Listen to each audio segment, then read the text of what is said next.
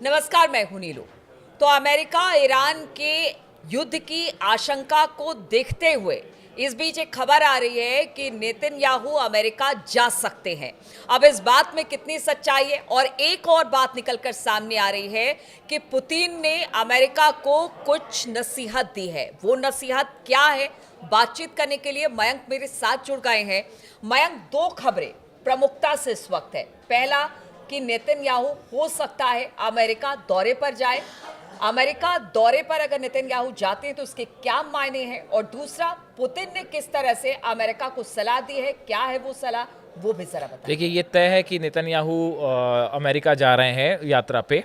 और तारीख तय नहीं है। हाँ, तारीख तय नहीं है, लेकिन वो जा रहे हैं, ये तय हो गया है। वो गाज़ा पे बात करेंगे, ईरान पे बात करेंगे, लेबनान पे बात करेंगे, सीरिया में बात करेंगे। लेकिन जो इंटरनेशनल मीडिया में चर्चाएं हैं, जिसकी और जो एक्सपर्ट मान रहे हैं कि नेतन्याहू की इस अमेरिका यात्रा की जो सबसे बड़ी वजह है, वो सबसे बड़ी वजह है रूस और ईरान की दोस्ती।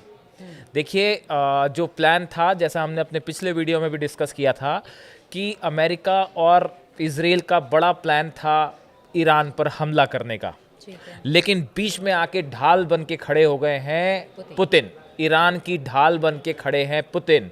और अब जो नई चीज़ आई है, रूस की तरफ से 5, आपने नसीहत कहा, मैं तो सीधा वार्निंग कह रहा हूँ कि 5 वार्निंग अमेरिका को दी गई है रूस की तरफ से। अब ये वार्निंग क्या है, इस बात को समझिए। रूस ने कहा है कि किसी भी तरह का मिलिट्री एक्शन ईरान पर बर्दाश्त नहीं किया जाएगा। बात नंबर 1।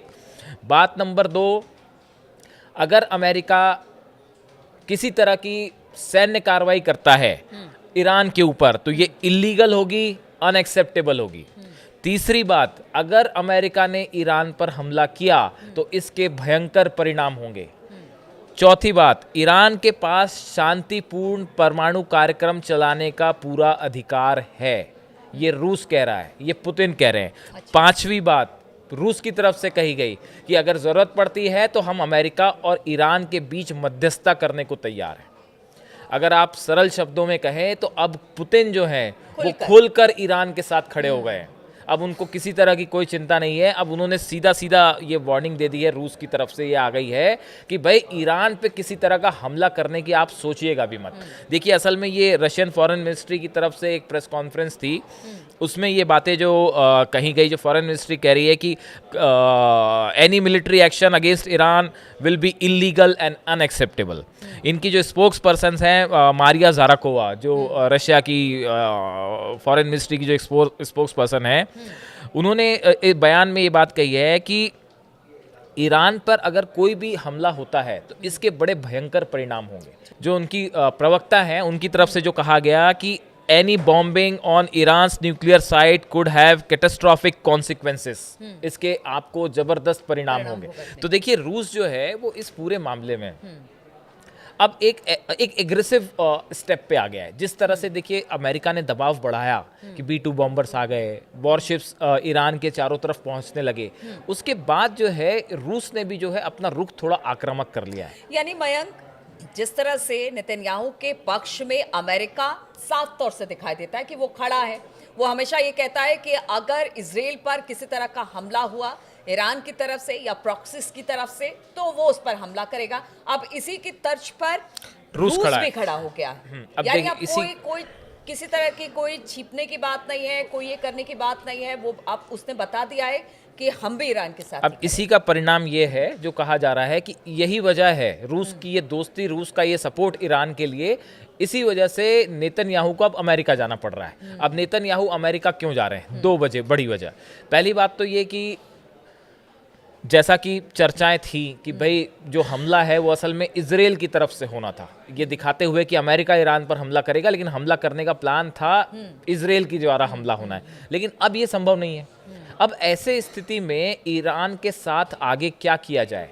क्या टॉक्स, यानी एक नई स्ट्रेटेजी की बात। बिल्कुल। खामेनेई जो है वो अपनी शर्तों पे बात करना चाहते हैं, वो अमेरिका के दबाव में नहीं आना चाहते। वो सीधी बात भी नहीं करना चाहते, वो चाहते हैं कि ओमान के जरिए हम बात करें, जैसा कि उनका पुराना स्टैंड है। इस स्थिति में अब अगर देखिए, अगर किसी भी तरह का हमला आनन फानन में अगर इजराइल करता है ईरान के ऊपर बिना प्रॉपर तैयारी के, तो उसका नतीजा बहुत भयंकर इजराइल को भुगतना पड़ सकता है। पूरी मिसाइल्स, पूरे वॉरशिप, हम बार बार कह रहे हैं ईरान के तैयार खड़े, और अब तो रूस भी आ गया है और वो कह रहा है कि भैया सोचना भी मत हमला करने की, वरना भयंकर परिणाम होंगे। तो ये इजराइल के लिए एक बड़ी चुनौती और खतरा पैदा हो गया है। ऐसी स्थिति में अब ईरान को लेके आगे क्या रणनीति बनानी है, इस पे विचार करने के लिए नेतन्याहू जो है वो अमेरिका जा रहे हैं। ट्रंप से मुलाकात होगी और संभवतः वहाँ पे आगे की रणनीति, अब वो क्या बातचीत की तरफ आगे बढ़ते हैं, क्या अमेरिका ईरान का बात मान लेता है कि बीच में किसी ओमान के जरिए ऐसे संकेत आने लग गए हैं कि शायद अमेरिका इस बात के लिए राजी हो जाए, खामेनी की बात मान ले कि भाई हम मध्यस्थ के जरिए बात करने को तैयार हो जाए। एक बात तो ये। दूसरी बात, गाजा का क्या करना है अब। गाजा में जो हमले इजराइल कर रहा है, ये ट्रंप की जो बड़ी प्लानिंग थी कि भाई हम यहाँ से फिलिस्तीनियों को हट जाना चाहिए। फिलिस्तीनी और बहुत लोग छोड़ के भी गए मयंक। अगर पिछले कुछ दिनों में बात की जाए अब जब तो वहां पर कई ऐसे क्षेत्र हैं जहां पर अब जो इजराइल की फोर्सेस है वो आगे बढ़ गई है, उसको सेफ जोन बना लिया है, वहां से फिलिस्तीनियों को लगातार विस्थापित कर देखिए, रहा है। हाँ देखिए, यही बड़ी प्लानिंग थी जो ट्रंप की तरफ से कहा गया था कि आप फिलिस्तीनी यहाँ से हट जाएं। उसके लिए कोई तैयार नहीं हुआ, पूरे मुस्लिम राष्ट्र एकजुट हो गए, फिलिस्तीनियों के साथ खड़े हो गए। तो यूरोपियन कंट्रीज में से भी ऐसी स्थिति में इसीलिए इजराइल की तरफ से बड़े हमले किए जाने लगे, ताकि वहाँ पे एक बफर जोन तरह से बना लिया जाए और लोगों को यहाँ से हटाया जाए, इसी रणनीति के तहत का। लेकिन ये कोई परमानेंट रणनीति नहीं हो सकती। अगर इजराइल ये चाहे कि बस ये स्थिति हमेशा के लिए चलती रहे तो ऐसा नहीं हो सकता। तो अब आगे गजा को लेकर क्या करना है, क्या मुस्लिम देशों को अमेरिका अपने फेवर में लाने की कोशिश करेगा, या गजा को लेकर क्या रणनीति बनानी है, ये चर्चा करने के लिए ही नेतन्याहू जो है वो अमेरिका की यात्रा पे जा रहे हैं। अब यहाँ पे इस यात्रा के बाद, इस मुलाकात के बाद दो चीज़ें तय होंगी। पहली तो ईरान को लेकर अमेरिका और इजराइल का क्या रुख होगा, वो संभवतः इस मुलाकात में तय हो जाए। और दूसरा, गजा में जो लगातार हमले हो रहे हैं, गजा को लेकर एक बड़ी पॉलिसी क्या होगी अमेरिका और इजराइल की, ये इस मुलाकात के बाद सामने आ जाएगा। ठीक है, तो अब देखिए नेतन्याहू जिस तरह से अमेरिका के दौरे पर जाने वाले हैं, एक स्ट्रेटजी प्लान करने की कोशिश की जा रही है, खास तौर पर गजा को लेकर और ईरान को लेकर।